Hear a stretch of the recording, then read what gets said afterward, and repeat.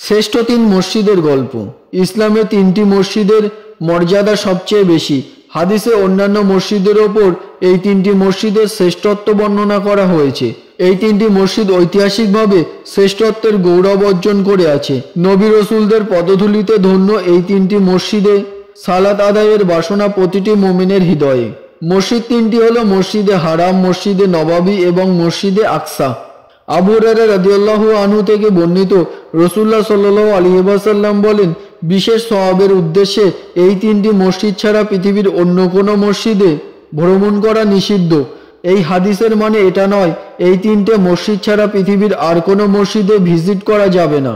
তার সৌন্দর্য উপভোগ করতে পৃথিবীর যে কোনো মসজিদে যাওয়া যাবে, নামাজ পড়া যাবে, কিন্তু অধিক পুণ্য লাভের আশায় এই তিনটে মসজিদ ছাড়া অন্য কোথাও ভ্রমণ জায়েজ নেই। এই হাদিসে জ্ঞান অর্জনের জন্য সফর, উপার্জনের জন্য সফর, চিকিৎসা অথবা নিছক উপার্জনের উদ্দেশ্যে সফরকে নিষিদ্ধ করা হয়নি। এখানে বোঝানো হয়েছে মর্যাদার বিবেচনায় পৃথিবীর সমস্ত মসজিদ সমান, তবে এই তিনটি মসজিদ ব্যতিক্রম। সুতরাং অধিক সওয়াবের উদ্দেশ্যে এই তিনটি মসজিদ ব্যতীত অন্যান্য মসজিদের উদ্দেশ্যে সফর করা যাবে না। মসজিদুল হারাম। মসজিদুল হারাম পবিত্র মক্কা নগরীতে অবস্থিত পৃথিবীর অন্যতম মসজিদ, যা পবিত্র কাবাকে ঘিরে অবস্থিত। কাবাকে বলা হতো বাইতুল্লাহ বা আল্লাহর ঘর। এটাই পৃথিবীর প্রথম ঘর। হজ ও ওমরাকারীরা এই ঘরকে ঘিরে তোয়াফ করে। এই মসজিদের আঙিনায় রয়েছে মাকামে ইব্রাহিম এবং জমজম কূপ। পাশেই কালের সাক্ষী হয়ে দাঁড়িয়ে আছে সাফা মারোয়া পাহাড়। যারা এই মসজিদের চৌধুরীতে প্রবেশ করবে তারা নিরাপদ। পবিত্র মসজিদ গোটা মানব সভ্যতার মিলন কেন্দ্র। মসজিদুল হারামে 1 রাকাত নামাজ পড়লে 1 লক্ষ রাকাতের সওয়াব পাওয়া যায়। আবু যর রাদিয়াল্লাহু আনহু থেকে বর্ণিত, তিনি নবীজিকে প্রশ্ন করলেন, ইয়া রাসূলুল্লাহ, প্রথম নির্মিত মসজিদটি কোনটি? উত্তরে রাসূলুল্লাহ সাল্লাল্লাহু আলাইহি ওয়াসাল্লাম বললেন, মসজিদুল হারাম। তিনি আবার প্রশ্ন করলেন, এরপর কোনটি? নবীজি বললেন, মসজিদুল আকসা। আবু যর এবার জিজ্ঞাসা করলেন, উভয়টি নির্মাণের মাঝের ব্যবধান ছিল কত বছর? তিনি বললেন, 40 বছর। এরপর তিনি আরো বললেন, যেখানেই সালাতের সময় হবে সেখানেই তুমি সালাত আদায় করে নেবে, সেটাই তোমার জন্য কল্যাণকর। তবে কে প্রথম এই মসজিদ তৈরি করেছে তা নিয়ে সুস্পষ্ট কিছু জানা যায় না। আল্লাহ রসুল সাল্লাল্লাহু আলাইহি ওয়াসাল্লামের নিজের হাতে গড়া মদিনার অন্যতম মসজিদ মসজিদুল নবাবী। মসজিদে নবাবী অবস্থিত মদিনা শহরের কেন্দ্রস্থলে। গুরুত্বের দিক থেকে দেখলে মসজিদুল হারামের পরেই এই মসজিদের স্থান। অন্যতম গুরুত্বপূর্ণ ধর্মীয় স্থান হবার কারণে হজ ও ওমরাকারীগণ হজের আগে ও পরে মদিনায় অবস্থান করেন। হিজরতের আগে মদিনায় কোনো মসজিদ ছিল না যেখানে সাহাবীরা একসাথে নামাজ আদায় করবে। নতুন হিজরতকারীদের জন্য নামাজ আদায়ের জন্য মসজিদের চাহিদা দেখা দিলে নবীজি নিজেই এই মসজিদের স্থাপন করেন। মসজিদ নবাবীতে 1 রাকাত নামাজ পড়লে 1000 রাকাতের নামাজ পড়ার সওয়াব পাওয়া যায়। খুব সাদামাটা করে আল্লাহর রসুল এই মসজিদ নির্মাণ কাজ শুরু করেন। ছাদ তৈরি হয় খেজুর পাতার আস্তরণ দিয়ে, আর খেজুর গাছের গুঁড়ি দিয়ে তৈরি হয় ছাদের কাঠামো। এই মসজিদ শুধু নামাজ পড়ার জন্য ছিল না, বরং এটি ছিল একটি বিশ্ববিদ্যালয়।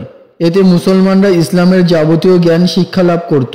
সাহাবীদের দিন শেখানো থেকে শুরু করে রাষ্ট্রীয় গুরুত্বপূর্ণ সমস্ত কাজ বিশ্বনবী মসজিদ নবাবীতেই করতেন। সাহাবীরা এখানেই তার কাছে কোরআন শিখতেন। আবার এর প্রাঙ্গণেই চলত যুদ্ধের প্রশিক্ষণ। আক্ষরিক অর্থে এই মসজিদ ছিল জীবন্ত। রাসূলুল্লাহ সাল্লাল্লাহু আলাইহি ওয়াসাল্লামের পর খেলাফায়ে রাশেদিনদের যুগ পর্যন্ত মসজিদে নববী ছিল ইসলামিক খেলাফতের প্রাণকেন্দ্র। এখান থেকেই গোটা মুসলিম বিশ্ব পরিচালিত হতো।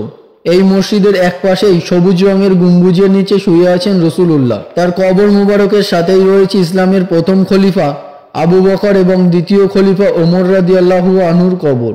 মসজিদে নববীর পাশেই বাকি কবরস্থান। এখানে ফাতেমা, উসমান রাদিয়াল্লাহু আনহু এবং নবীজির সম্মানিত স্ত্রীগণ ও অগণিত সাহাবাদের কবর। এর এক পাশে নতুন নতুন কবর হচ্ছে প্রতিনিয়ত।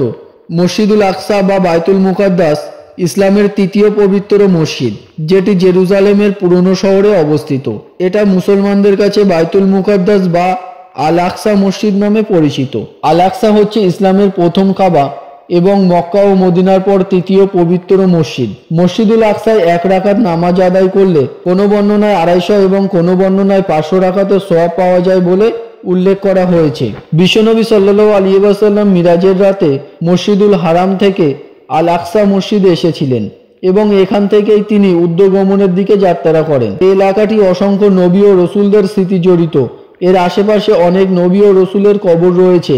প্রাচীনকাল থেকে এই অঞ্চলটি ওহী অবতরণের স্থান, ইসলামিক কেন্দ্র, ইসলামিক সংস্কৃতির চরণভূমি এবং ইসলাম প্রচারের লালন ক্ষেত্র হিসাবে প্রসিদ্ধ। আল আকসা মসজিদের গুরুত্বের আরও একটি বড় কারণ হলো রাসূলুল্লাহর নবুয়ত পাওয়ার পর থেকে টানা 14 বছর পর্যন্ত আকসা মসজিদের দিকেই মুসলমানরা কেবলা করে নামাজ পড়ত।